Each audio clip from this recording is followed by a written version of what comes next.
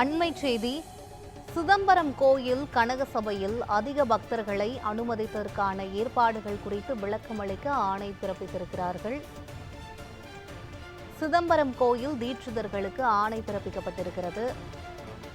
இது பற்றிய கூடுதல் விவரங்களை வழங்குவதற்காக செய்தியாளர் ஸ்டெஃபி இணைப்பில் இருக்கிறார். ஸ்டெஃபி, விவரங்கள் என்ன சொல்லுங்க? சிதம்பரம் நடராஜர் கோவிலில் கனக சபை மீது நின்று பக்தர்கள் தரிசனம் செய்ய அனுமதி அளித்து பிறப்பிக்கப்பட்ட அரசாணை எதிர்த்து சென்னை உயர்நீதிமன்றத்தில் வழக்குகள் தாக்கல் செய்யப்பட்டுள்ளன. இந்த வழக்கு கடந்த முறை விசாரணைக்கு வந்தபோது நடராஜர் கோவிலில் கனக சபை மீதேறி பக்தர்கள் தரிசனம் செய்ய எந்தெந்த நேரத்தில் அனுமதிக்கப்படுவது, என்ன நடைமுறை பின்பற்றப்படும் உள்ளிட்ட தகவல்கள் குறித்து பொது தீட்சிதர்கள் தரப்பில் உறுதி தெரிவிக்கப்பட்டுள்ளது. இந்த வழக்குகள் நீதிபதி சுரேஷ்குமார் மற்றும் சவுந்தர் அடங்கிய சிறப்பு அமர்வில் விசாரணைக்கு வந்தது.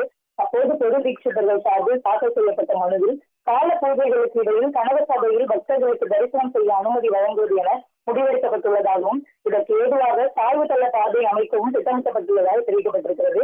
பொது தீட்சிதர்கள் தரப்பில் தாக்கல் செய்யப்பட்ட இந்த மனுவுக்கு ஆட்சேபம் தெரிவித்த இந்து சமய அறநிலையத்துறை தரப்பு வழக்கறிஞர் பக்தர்கள் சுவாமிக்கு எதிரில் இருந்து தரிசனம் செய்ய வேண்டும், அதை விடுத்து ஒரு இடத்தில் தரிசனம் செய்து கொள்ள அனுமதிப்பதை ஏற்றுக்கொள்ள முடியாது என்று தெரிவித்திருந்தனர்.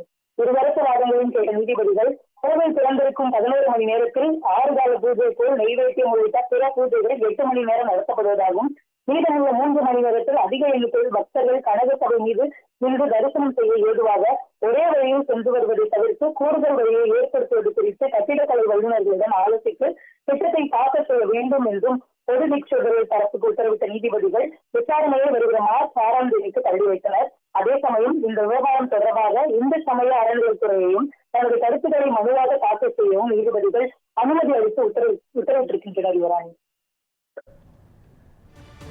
விவரங்களுக்கு நன்றி ஸ்டெஃபி.